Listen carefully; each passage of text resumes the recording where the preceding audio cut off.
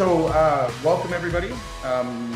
Today we're going to be discussing how to get your crew in-house or subcontractor to work more efficiently. And this particular topic's near and dear to my heart. I feel like I have this conversation multiple times a week with many different contractors doing different things, but ultimately it always comes down to the same thing. How do we get staff motivated, wanting to work, following our instructions, and giving us the least amount of headaches as possible? How do we do that, right? Because again, we know that in order to grow our business, we need two main resources. We need enough leads and opportunity, enough sold jobs, backlog, and we need people to take care of those jobs, all right? Not always as easy as that. So let's go through just a very simple standard system that I've been using for many years to make sure that my subcontractors or my crew members or my staff, they all start off in the same foot. Okay, now I'm going to give you the simple version today. Chances are you're missing pieces of it. And I want you to kind of think about the action items that we're going to take from today's discussion. So this is an action item, an action taking training. All right. There's probably going to be some pieces in here you can immediately implement and use. So let's start off with when we start a new subcontractor or a new employee, it doesn't really matter. All of them need a onboarding process. I find I'll start with subcontractors. I'll find the biggest area for improvement most contractors can make is making things simple from the gate. Okay. So what I'm going to share with you in the resource folder here, I am missing some of the forms. I'll make sure that they're on when I share it again. But let's talk about their journey. So when a new subcontractor is, or we're considering hiring a new subcontractor, before we even meet with them to interview, to do all that, we send them out in a subcontractor standard operating procedure. And basically what this is, all right, is this is a blanket contract that we use with our subcontractors that very simply says, here's what we are prepared to offer, all right? So we'll communicate everything that we know about the job and we'll get you whatever you need as soon as we possibly can. So it goes through the exact things that I'm going to do as the contractor, all right? We're going to pay promptly when your work is inspected, approved for the production manager. Okay. And then I have what we expect directly from them. All right. Now you'll notice when I say the word contract, all right, a lot of people think lawyers, think complicated. Like I didn't write this, and I don't encourage that you do, to have colorful language. All right. This isn't, I want this to be very clear because I'm actually going to use this as a tool. Okay. And you'll see this is very straightforward, direct, what I expect, what we will do, how we will handle things. All right. What my expectations are, that they're there 7:30 to 4:30, that they complete the job, without taking any days out. So, I mean, I've heard that a lot of times. You get a subcontractor start something and then he disappears for a week, right? We don't allow that. We're not going to accept that. Okay. We don't allow smoking. All right. That's a big thing for us. No smoking on the job sites. All right. But I use this document ultimately to make it very clear. Now, here's the truth of the matter.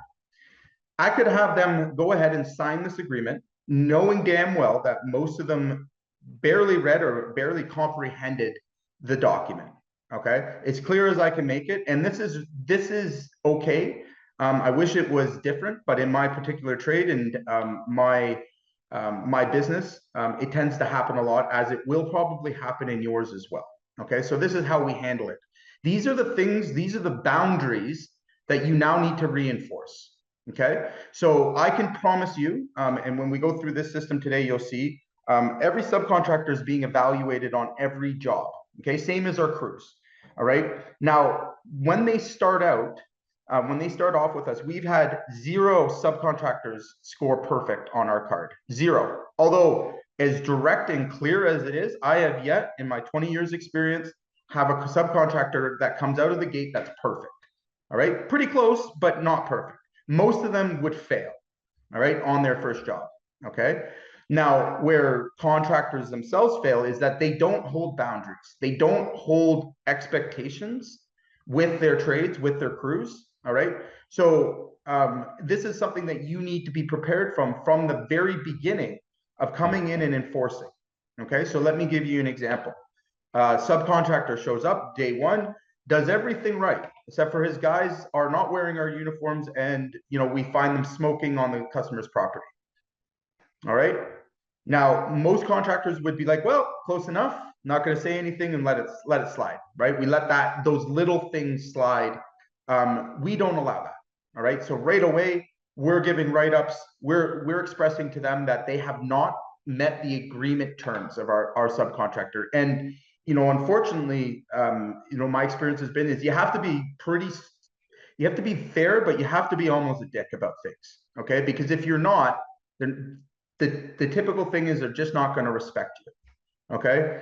And I know that sounds, a little off. We all want to get along with our subs, and maybe you guys have some different experiences, but my experiences is like, let's get the fundamental rules clear first. All right. And then we can work on our relationship.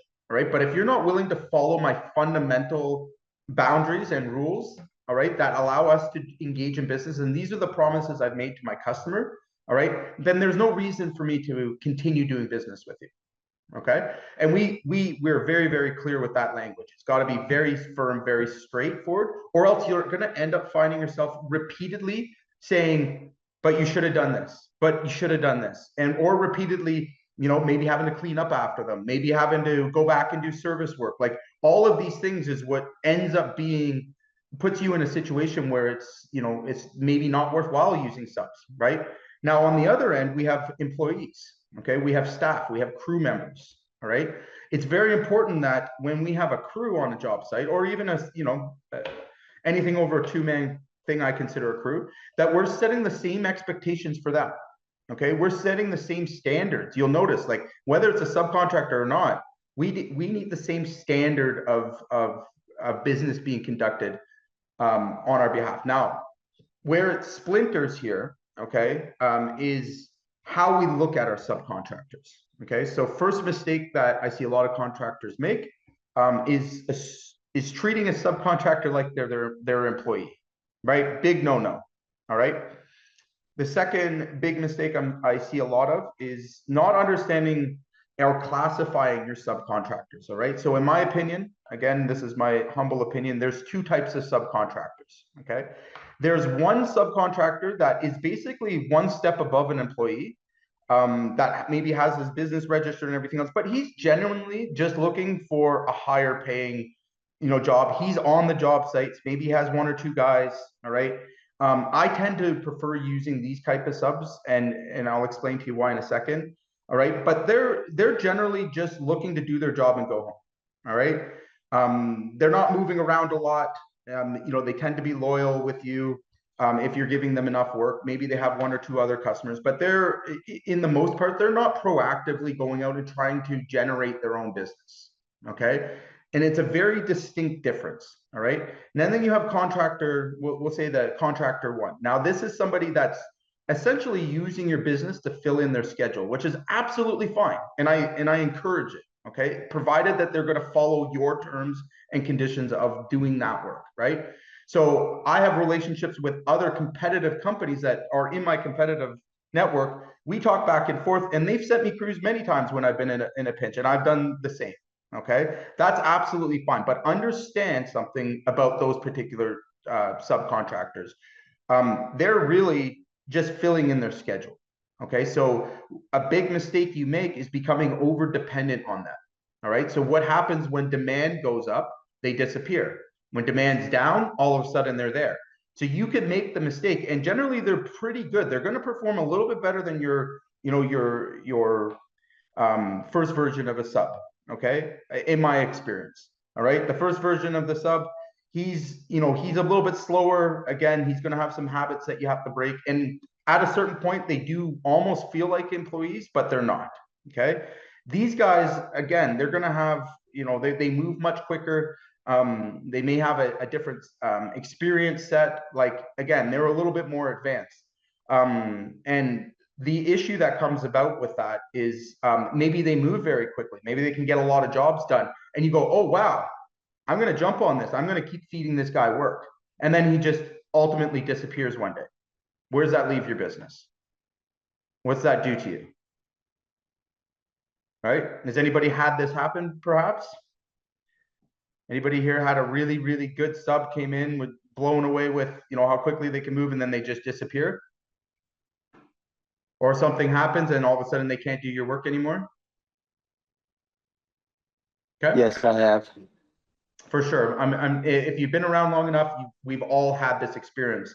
In my younger years, I made some critical mistakes in relying on these guys and in kind of pulling away from using my own in-house crews and my own guys. And again, it cost me dearly, right? Because now everything's super busy and I can't find a crew, right? So I don't make those mistakes. And really, this is about balancing, right? So again, if you're getting to scale, it's very hard sometimes to scale with just employees.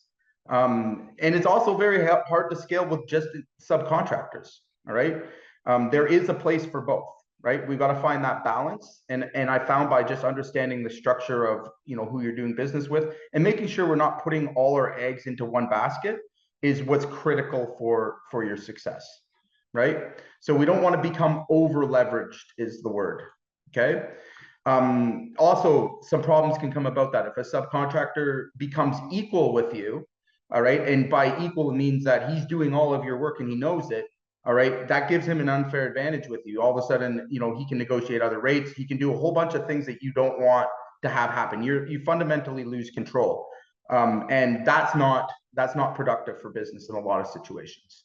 Okay, so again, I encourage you having continuous recruitment and hiring of subs, even if you're not ready for them just yet. Continue having those conversations, continue nurturing them, having them involved, because you just never know when it's going to work out, right? So I give the exact same advice for employees, for technicians. All right, we should always be recruiting. All right, we should never allow our pipeline to run dry. Okay, so now let's talk about on our employee side. Obviously, if you've been around long enough, you know that I highly recommend an onboarding process. I have the same for my employee or for my subcontractors. They go through an onboarding process, although much shorter, more to the point. So again, aligning with my document, my subcontractor agreement, my blanket agreement, I'm going to make sure that they have, whether they use it or not, but I'm going to make sure they know what tools we expect them to use. So company cam, things like that. I'm going to make sure that they understand that they need to post and where they need to post. I'm going to make sure they understand the rules to playing my game. Okay.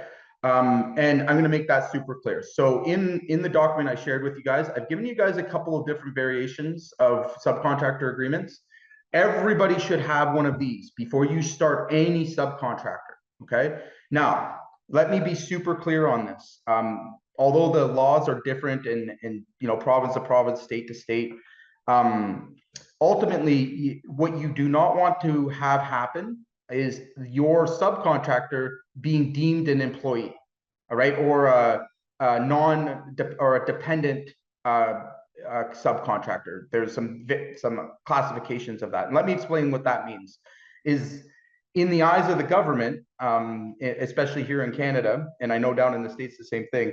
The classification of a subcontractor is based on certain activities that you do with them. So if, for example, you supply a truck and that subcontractor goes to work for you basically by the hour, and you're trying to claim him as a subcontractor, they're going to very quickly say no, and now you're liable to pay all of the source deductions and all of the the requirements of having an employee, and he may have other legal routes that they can take with you, wrongful dismissals, things like that. So how do we make sure that our subcontractor remains independent from our business, right? If we're using a subcontractor, all right? So a couple of things. You'll notice that the subcontractor agreement I shared with you, that's more of a blanket. That's an original agreement when we're coming in. But each job that you carry with that sub, all right, should have its own work order subcontractor agreement. Actually, let me show you an example of one. I've got a few in here. I haven't added to it, but here we'll just share this with you. 90 minute. I don't know why that's not letting me open it, but okay. I have to come back to that. Sorry about that, guys. Seems to be giving me a hard time. Oh, there it is.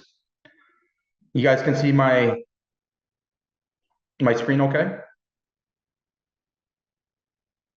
Yeah. Okay. So Yeah. again, each job now, all right, and for the sake of having a good relationship, should be very clear and detailed in terms of handing over a subcontract agreement. All right, a subcontractor specifically to the job. Right. So we include our scope of work, what we are asking to perform, any measurements, things like that. This would be typical for us. Okay. Again, what this is saying is basically we treated them as if they were the customer. Okay.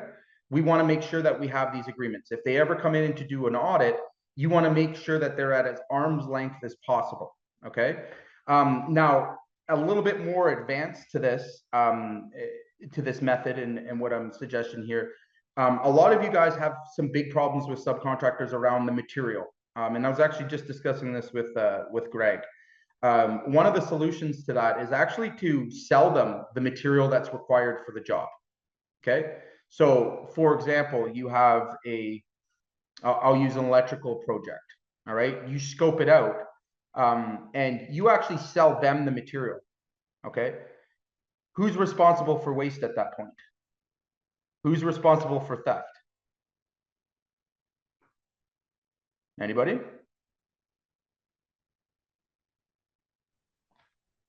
It would be It would be who? the person you sell it to, essentially, because they bought it Yep. from you. So and let's put this into perspective, right? Again, should you be accountable for the material on a job when somebody else is doing the work? No. No, right? The idea of having a subcontractor is to reduce your liability or exposure, right? You're paying a premium to have another, subcontractor come in. You want to reduce the amount of exposure you have to your business. So again, one of the easiest ways to keep them as independent as well as a separate. Now again, maybe you purchase it and you bring it in and drop it, but I've gotten into the habit where we sell it to them on paper, right? The other thing of it, if you want to be, as an advanced form of this, is I want my guys to be buying material from me. All right. I want them, if they're doing their own jobs and their own projects, that's a great opportunity now to capture some of that business that would have otherwise gone to another supplier, right?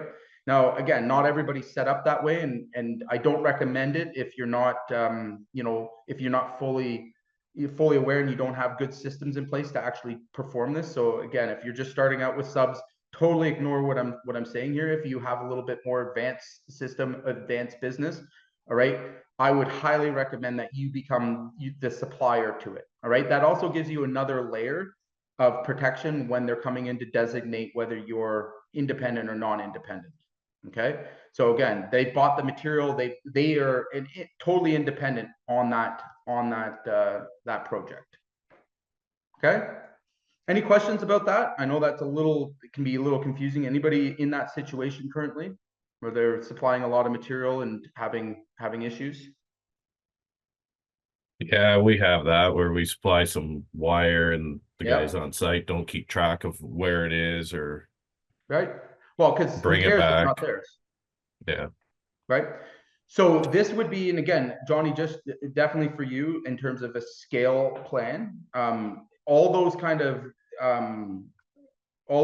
big items, wires, stuff like that, you should be selling it to them as a supplier, as a supply agreement.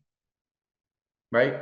Now, again, they get to keep all the leftovers, everything else. Also, the other side of it is, how many times has there been a work or change work order where it's been missed? Right. Yeah. So again, the sub's going to be a lot more aware when it's coming out of his own pocket.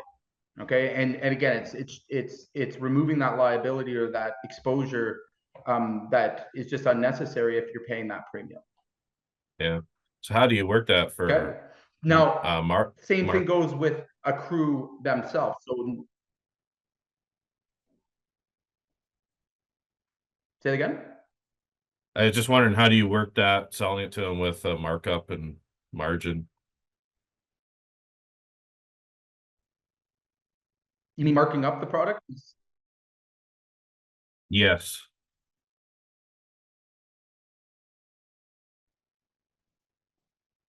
Yeah, there's no difference.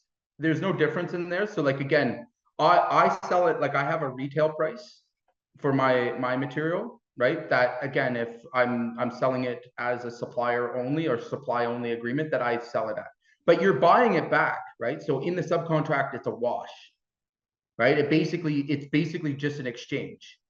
Okay, but they own it. So again, they bought that material on paper. All right, so again, if you want to run it at your cost, so be it. All right, and they're essentially purchasing that, which you're now going to deduct off that change order. Now if there's extra material and stuff like that, again, you know, maybe you want to add a bit of a surplus to it, but it definitely wouldn't be what you're charging your customer if you want to continue to sell it to them. Yeah. Okay. Okay. So now let's kind of talk about, you know, the situation now with a crew. All right. Now, and I'm saying crew again, I'm not talking about the individual employee. That's a totally other lesson, but I mean, in terms of having a crew of employees, all right, we generally will have a crew leader or lead hand. All right. It's super important that we're training them on a specific set of skills, right? One of the big things that I found is having them be able to actually document as they're going through it, reducing your liability, having them use, you know, tools like company cam, change orders, things along those lines that keep you protected, right? Having them do daily work reports. Okay. As a crew, they need to be able to do that. Now, where's this all lead to? Ultimately, on every job, we should have a scorecard. And I'm going to show you some examples of those today. All right. But we want to be able to have, if you want a high performing, highly productive crew, whether it's subcontractor or employee, you have got to gamify it. You've got to make it a situation where everyone's in a win-win as much as possible. Okay. And that people know where they clearly stand. Does that make sense? Right. So let's go through that. Now, in terms of evaluating the work, does anybody here do an evaluation? Has anyone done an evaluation of their staff or employees? We Okay. do them for our employees, but Okay. not like a crew like you're talking about. Yeah. So now think about it this way, right? Like, how would you know when a crew, whether it's in-house or other, right, or a subcontractor, how would you know when like you had a problem? Anybody had a passive aggressive staff member or passive aggressive sub before? Somebody must have. I feel like that's a trick question. Of course you have, right? They don't come right out and say what is pissing them off or what they have a problem with. They tend to take it out on you how? Oh, During mine the tell process. me. Mine tell me when they're ticked off and why. Okay. No worries there. Yeah. So, and I mean, I encourage it, but I also know from experience, like the more you handle of these guys, it's sometimes very hard to, and nor should you try to be playing, you know, politician all the time, right? A lot of times the way that we discover problems is actually by the behavior.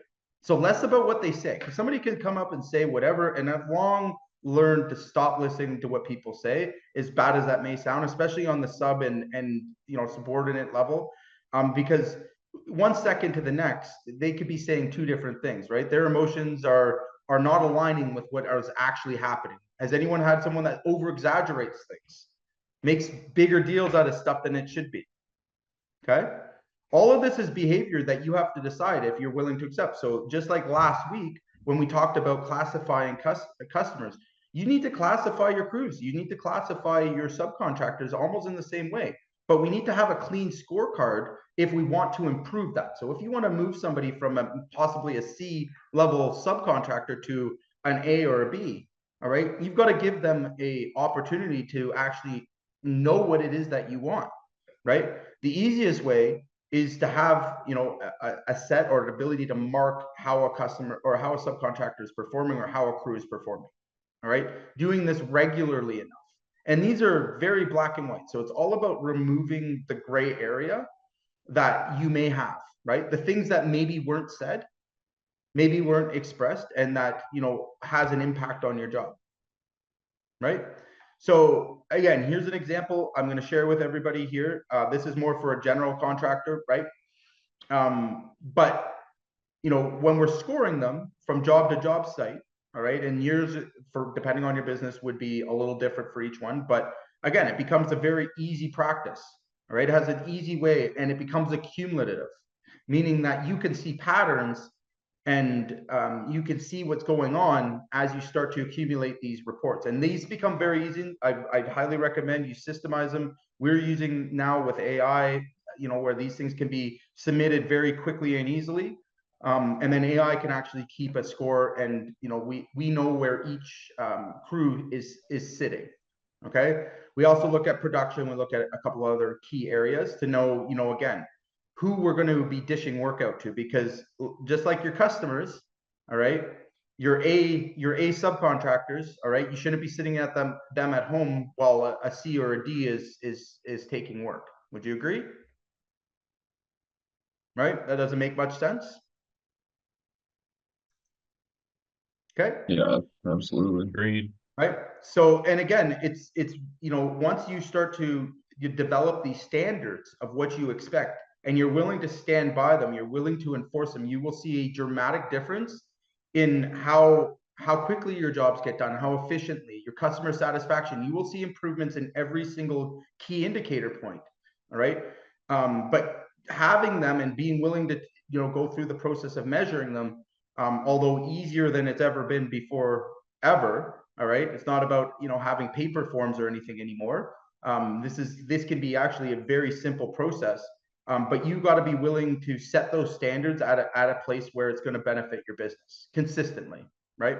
So here's another, you know, example of it. Again, you know, looking at all of the areas where, you know, things can come off the rails, right? And as you get down to the crew level, again, those would be employee evaluations that can be done. Yeah, I'll show you one of these, you know, by the individual, by the crew leader. Okay. And again, don't try and use these on a paper side. I would highly recommend you digitize them, just for speed and accuracy, and being able to generally collect all of these. Okay. Now, I get this a lot, and maybe you guys have had this experience. What happens when a subcontractor, you know, starts a job and then disappears for 3 or 4 days? What do you guys do? What's your steps? How do you handle that? Anybody? No one's going to tell me, are they? Okay. So first thing that gets issued, notice to perform. Okay. So we're going to make it very clear that they've crossed the boundary. All right. That the work has been abandoned. All right. We're going to tell them that they have within a certain amount of time. Same with back charges and stuff like that. But we're going to document and be very clear with them, that their boundary has been crossed. All right. Now, my policy is if someone's been, you know, missing in action or has abandoned a job without any communication or a justified reason, they're getting notified this, whether they're my best sub or not. All right. And I'm going to have a crew prepared to go and take over that project, and they're going to pay the expense of that. All right. So again, you know, using subcontractors, you're supposed to be reducing your payment liability, right? If a sub isn't performing to standard or isn't performing the work at a workmanship level that's acceptable in your agreements, all right, you have to be prepared to be the bad guy. You have to take control. Letting it slide or just letting it be or begging or pleading, like that's all a very weak approach to it. The first thing is, don't say anything. All right, document it. All right, make sure it's communicated directly. Make sure that they understand that, you know, again, there's going to be consequences to that inaction. All right, and be prepared to manage that liability that you now hold. Okay. Holding back money, I get that question a lot. Couple of things, it depends on your trade or what you're doing, but for most part, if you have a subcontractor coming in, all right, if you're a general contractor, again, these rules all apply to it, right? We need to be able to notify them in writing, and you will see an immediate, you know, sort of change in attitude when you start, you know, when you start making very clear demands. All right. And at that point, you're in your rights to make demands. Okay. So I made a notice to perform. Okay. That's my first step. Okay. My second step is back charge. Okay. So they're going to know right away, and this can be used in a number of other different places. So for example, you've inspected the work and it's not the standard. You've informed them in writing that they've got a punch list or any other items that are outstanding, and then they don't respond. Okay. You got to be prepared to take the next step. You got to be prepared to escalate that issue or that situation. All right. And ultimately what this is going to mean to you, all right, is that we get to, come in and charge them a full service rate, right? So call out fees, the whole 9 yards. If you have a crew going there, you would also be including your overhead and profit. Okay. So you also need to be charging a full rate. Why do you have to do this? Anybody guess why you have to do this and why it would be silly of you not to? Why would you not give a discount on a back charge? It's a cost to you. Absolutely. So why should you not profit? You had to make you had to change course, change your schedules, move guys around. It's embarrassing. You have a high turnover, by the way, with guys that if you've had a series of bad hires or bad subcontractors and you've had your service guys cleaning up after them, that takes a big toll on your business. There's high risk there, right? Guys get fed up with it. Why'd you hire these clowns? And it's always going to be your fault. I mean, at the end of the day, right? So again, back charge notice goes out. We make it sure that it's clear, like this is what it's going to cost you, all right, if it hasn't been done. Sometimes they'll accept it, right? They'll say, hey, you know what? I'm too busy. I can't come back to it. No problem. I'm still profiting off of that. All right. Now, that will also be a big black mark against them. And I probably won't use that sub again, right? If I have to do that. Now, I have had situations where, again, these things come up and, they have to be dealt with accordingly, but it's about the standard way that you're dealing with it. If you're dealing with it in different ways, in different situations, you're going to find a lot of reoccurring problems, same problems over and over again. All right. So you need to really make sure that you have a clear process on how do we deal with this, right? When this happens, what happens, right? So, having the back charge notice, having, these evaluations, all of this documentation, it may seem like a lot of work and a lot more extra stuff to do, but I mean, put it into perspective, right? Compared to what, right? Compared to just letting it slide or letting them go. Has anybody had a subcontractor, cause some damage and then disappear or not finish a job, get paid and not finish? Right? I know I certainly did in my earlier years, not now, but in my earlier years for sure. I think if we're all being honest, we've had it happen at one point or another, employees, staff, whoever. I mean, that's part of the risk of being a contractor as well, right? Is not everybody is going to, treat your business with respect. Not everybody's going to, come out with the best intention.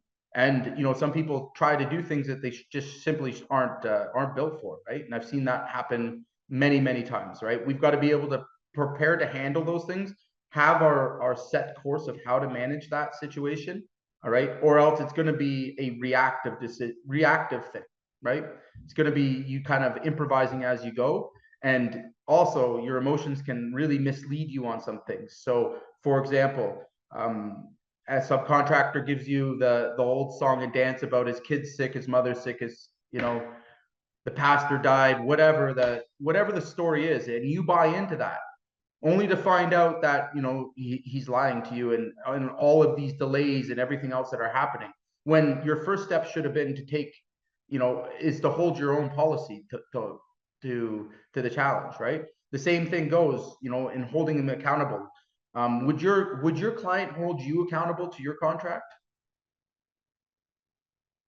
Right? Would you hold your customer accountable to their contract? You should be, right? It's a tool. There's clauses in there are meant to make sure that we don't have these misunderstandings, make sure that the expectations are clear. Okay. So when you don't enforce these things, when you let these things slide, all right, you're really doing yourself a disservice. Now, I've gotten it a lot of times, and I completely understand where this is my best guy, and he started, he did this thing, right? Let's say, he disappeared for a week and went on a bender, Okay. I don't give a shit. Best guy or not. Okay. I don't care. My holding the policy, holding the procedure. All right. Is where we separate the men from the boys, right? Because at the end of the day, you got to be prepared to enforce these things. Having it, having the system and not using it makes zero sense. But all it takes is you letting it slide once or twice, and then it becomes the normal. And then it becomes acceptable. All right. And like I said, you can very quickly take somebody that was ultimately performing at an A or B level, and then just by letting them get away with little things at a time becomes a big problem, right? And generally subs, in my experience, have not, they're not lifetime employees, okay? They're going to come and go. That's just the nature of the business. Other opportunities are going to come up, all right? They may have started off really good, 4 or 5 jobs in, all of a sudden, the bad habits start showing, right? Them not showing up and stuff like that starts to come out. That's where you need to have this. And you can't let those things slide, because if they think that they can get away with it, they will. You've left the door open. Okay. Now, does this mean you have to be an asshole or a dick or scream and yell? Absolutely not. In fact, the opposite. For you guys that are less aggressive, this is why you want to have these documents. This is why you want to have this system in place. All right. Is that you don't want to be put in a position where somebody's trying to, take advantage of your business and you don't know how to get them back on track, right? You don't know how to get them back in place. And more importantly, making sure you're protecting your end, right? And I'll say this last little piece about it. I mean, once you enforce it once or twice, all right, it's just like an electric fence, in my opinion, maybe a terrible example, but like they're going to get zapped once or twice. It doesn't mean the relationship's over. It doesn't mean you can't keep working with them. And I've had so many situations like this. Guys that work for me now have been warned, right? It's me saying, there's the boundary, cross it again, and this is what's going to happen, right? And I'm prepared to actually take action on that. Okay. Is there anything that is uncomfortable about that? Is there anything saying that I'm being unfair, or any recourse that you would? No, I'm enforcing my contract. In fact, again, they're going to respect me a lot more for the fact that I would take the gloves off and hold them accountable, rather than just letting everything slide, right? Because in that case, who's in control? They It'd be are. it'd be the same thing as if you're dealing with a client that's trying to back out on a contract. You'd still send them a breach of 110%. contract. You got it, my man. It's the exact same thing. That's what I'm trying to draw the comparison to. I hold my customers accountable to the contract we sign. I always go back to it. We use it as a tool. We leverage it. We do the same with our subs, because again, at the end of the day, this is for a lot of us, this is a game and a championship won by inches, right? So these kind of leverage points really make a big difference, and how you communicate. And more importantly, I think the big thing that I'm trying to drive home here is this should be something that's standardized, so that, when you have project managers, when you have other people managing, your business for you, it's being managed in a standardized way, right? Because all of a sudden you've armed your staff. All right. So maybe you're a little more aggressive and a little bit better with the subs. Okay, great. Now you got to scale, hire a project manager. What tools are we arming them with to discipline and to hold your trades accountable, right? Anybody had this experience before where, your project manager or someone's come back to you and complaining about the subs, and they don't listen, they don't do this, or the employees, they don't listen, they don't do that, and you look at them like, what's your actual job here? Like, what are you doing? Anybody had that frustrating experience where it feels like, all the problems come up to you or come back to you? Yeah, absolutely. I don't think anyone here could honestly say that they didn't, right? At one point or another, right? have. Even a crew leader. And really what that is again, it's a lack of a system there that tells them, oh, hey, this has been crossed. Here's the step. Here's how we handle this, right? Here's the tools that you have. This is the way I'm going to empower you to hold people accountable to the objective, right? Is there any gray area? And you're going to find, again, as you start to implement this, you're going to find other gray areas you didn't even think about, right? Like, certainly my document has changed 100 times. Things get updated. I'm still learning new stuff all the time. I'm still seeing ways that, problems can arise without, ever imagining them. So again, this is an evolving thing, but the point here is that we've got to be willing to set the standard and at least the basic framework on how we're going to manage subs, how we're going to manage crews. All right, because if you're going to scale, it's going to be based on having good crews, good subcontractors. All right, and a lot of us aren't playing this game at a professional level. We're playing it at a minor league level maybe, or a house league level if you're into hockey much. Right, we're not really playing it at the professional level where everything is being documented, everything is scorecarded. Okay, any questions so far? I feel like I've just gone on a long rant here. Hey, Jay, Yeah. one thing that we also do is a daily log. Yes, that, sir. Our superintendents carry. And that way it tells with what subs are there, what employees that were, how they acted and everything like that. And that way it's, that daily log is also available for, our project manager. So whenever they come into the situation with the clients wanting to know different things, so now they've got everything there so that way we can start moving. 100%. This is, so again, maybe you caught it a little earlier when I was explaining it. We're actually moving into using an AI that we do our daily reports into. And a part of that is like, if there's an issue, it's already telling them, it's giving them the suggestion. So for example, like, they had an incident or a safety incident on site. They're gonna inform, the chatbot to let them know, and it's gonna tell them what the next steps are. So they have to fill out this form, or they have to, do that. I feel like that's where a lot of this will be headed shortly, and especially with the technology. But that's all a big job report. It's just a matter of connecting all those data points and then being able to see the big picture, which is exciting on the technology side. But if you're using daily job reports, awesome. That's a bedrock proven system that works, fantastic. We've been using them for many years, and it's very, very efficient. Anybody else here using Company Cam or anything along those lines? I guess a few of you guys are for sure. Right, so your daily reports, having everything digitized. All right, again, where this conversation leads to speed, all right, and we all know money loves speed, all right, is it's great to collect data. It's great to have some of these things, definitely some of these systems. For most of us though, we really don't have the resources to kind of use that data to our advantage, right? So if we're using paper, for example, and job reports, who was I just talking to about this? I think it was Sue about reports coming back in like the paper reports, if you get them back at all, or chicken scrabbled, right? Like those days really we have to put behind us. Getting things digitized and being able to have that data be collected and analyzed is really where where everything is headed, in my opinion, right? Because why else would you have a paper form or even a disconnected job report, right? So like now it can be connected with all the other things that give you back the data and information that you can actually use to make decisions, right? So if you were having a problem on site, if you did have a subcontractor maybe not working as efficiently, or you had red flags coming up, whose job is it to analyze that and figure that out? Who's doing that? And again, is that an administrative task? Is that like, would an administrator be able to do all that? So again, these are really cool places where we can implement some of the AI, because they can analyze those things for you. You can have commands for that where it's it's actually able to give you back a report, and they're pretty good, right?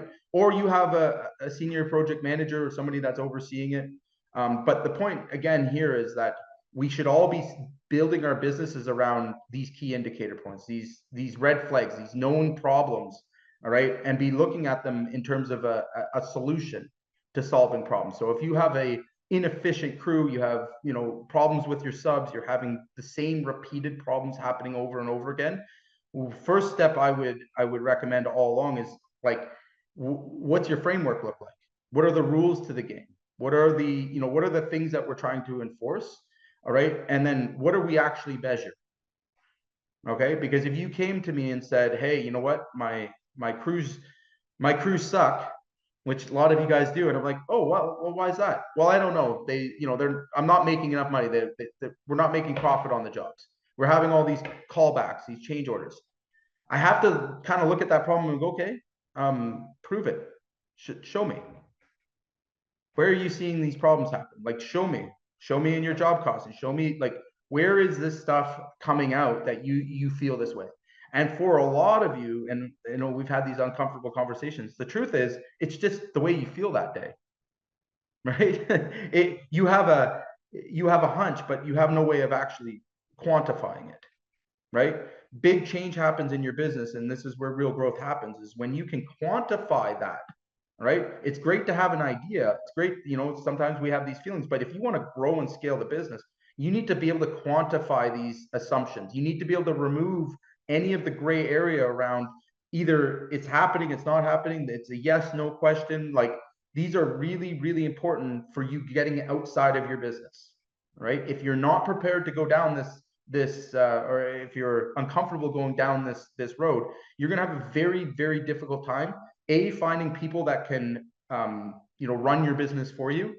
All right, because maybe you have the intuition and you can stay on top of it, but take you out of the equation, what happens, right? You care. You will never find anyone else that cares as much about your business as you. All right, I don't care. Hired hundreds of employees and stuff. Some of them have been excellent. All right, but no one will ever care about your business as much as you. All right. So when we break that down further, like, how are we keeping people accountable? How do we know what's going on in our business, and how do we keep our emotions at check and in balance?